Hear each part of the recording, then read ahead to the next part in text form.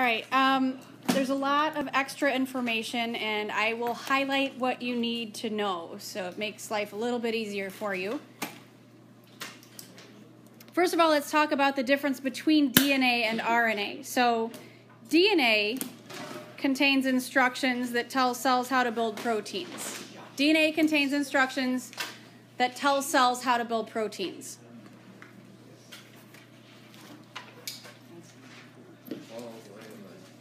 RNA uses that code to direct the production of proteins. So DNA has the instructions, RNA takes those instructions and puts them into practice.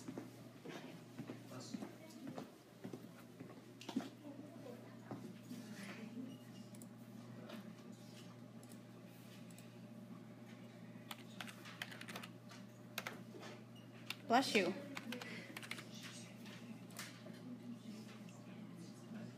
Bless you. Wait, so what does RNA do? It's not part of that. Where did the highlighting go? There. Sorry. RNA uses that information from DNA to direct the production of proteins.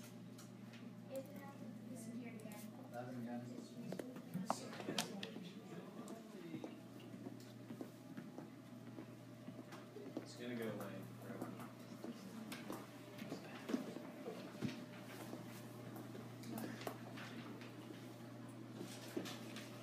It's not letting me advance the slide unless I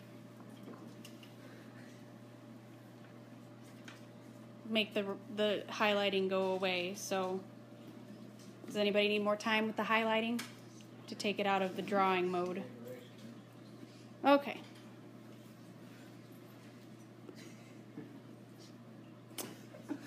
Three main differences between RNA and DNA that you need to know. The sugar in RNA is called ribose. That's what the R stands for in RNA. It's ribonucleic acid. DNA stands for deoxyribonucleic acid. The prefix deoxy means that deoxyribonucleic acid, or deoxyribose, is missing an oxygen that ribose has. It's way more detailed than you guys need to know, but that's what the difference is between ribose and deoxyribose. The difference is one oxygen. Second main difference, RNA is single-stranded most of the time.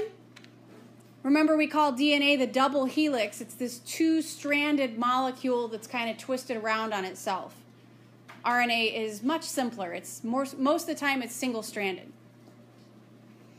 And then finally, there's a difference in the bases. RNA contains a base called uracil, which we're going to abbreviate with the letter U, instead of thymine. Question came up last hour. Okay, why are there these differences? Why is uracil in there instead of thymine? I sort of wrote over it, but it says these chemical differences make it easy for the enzymes in the cell to tell DNA and RNA apart. Different enzymes need to do different things with those different molecules, so that's the difference there.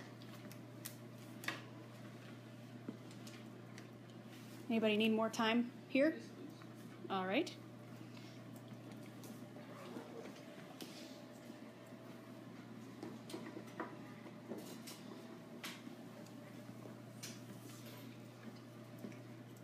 How about now?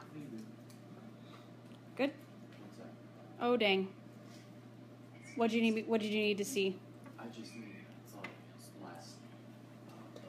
Oh, RNA has U instead of T. You can just abbreviate that. U instead of T. There's the analogy that they use here in the book, which is pretty good, but I like the one that I'm going to use tomorrow a little bit better. It's a little more applicable to you guys in your phase of life you're in, but we'll start out with this a little bit. That DNA is much like a master plan that would stay in a builder's or an architect's office.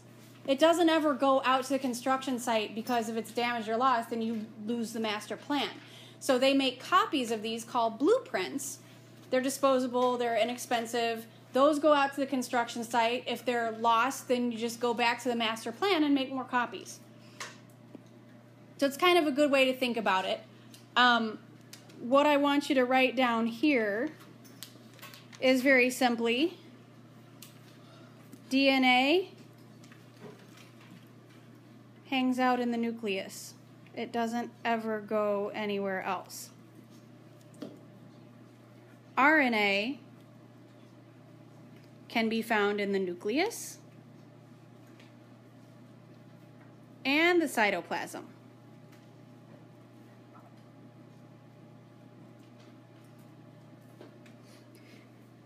RNA is found very specifically in a place in the cytoplasm called a ribosome. Ribosomes are where proteins are put together. These are organelles where proteins are put together, and we'll talk a lot more about those later. So if you don't want to write down ribosomes, you don't have to, or you can. Either way.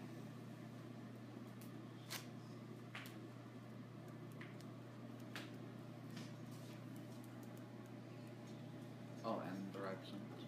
So RNA is found in the nucleus, cytoplasm, and ribosome. The ribosomes are the place in the cytoplasm where they're found, but we'll get to that tomorrow. If you don't write that down today, we'll be ribosoming it up like crazy tomorrow. Woohoo! Don't worry about the general parts of RNA here. This is saying there are different types of RNA. Each of them has a different role into putting amino acids together and turning them into proteins.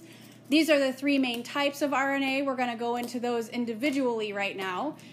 So you don't have to write anything down here, but you can see the differences between them, kind of different shapes, different sizes. This is messenger RNA. This is ribosomal RNA. And this is transfer RNA. No, you don't have to. We'll go into these separately. The only thing, if you're looking at the structures, I kind of use my imagination and look at this as sort of a lowercase t. It kind of looks like a lowercase t, which is transfer RNA. So messenger RNA is the first one. Messenger RNA, and if you want to just abbreviate it, mRNA, you can. Messenger RNA molecules carry information from DNA to the other parts of the cell. So messenger RNA molecules are in charge of carrying information from DNA to the other parts of the cell.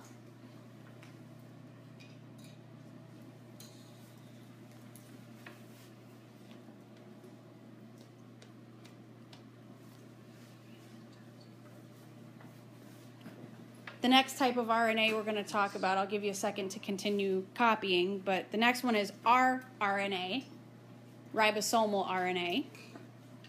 Anybody need more time on this slide? So now we have rRNA.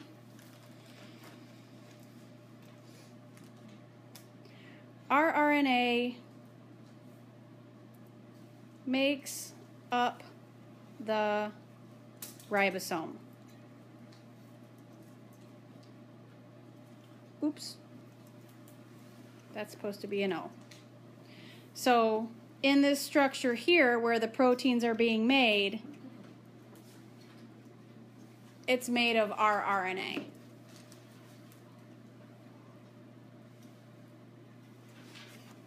That's an R. Lowercase r. Can't see it very well. So the rRNA makes up the ribosomes? You got it. Anybody need more time here? Last slide. tRNA.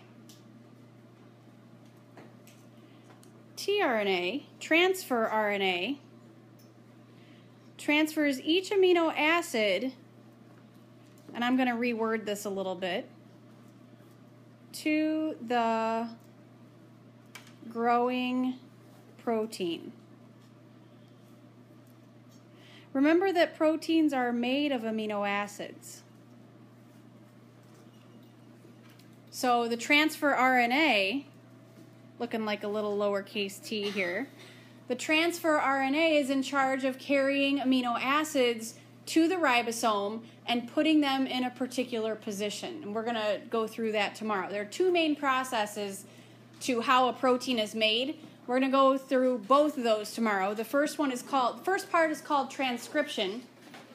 And that's what I want you to think about tonight. This is where my analogy comes in. It's not as much the master plan and the blueprint. Think about your high school people now. So think about if you know somebody who's older than you or you've heard about it before, what is a transcript? So think about that for tomorrow. That's your assignment. Think about what is a transcript, what is that, what is it used for? That's where we're going to start tomorrow.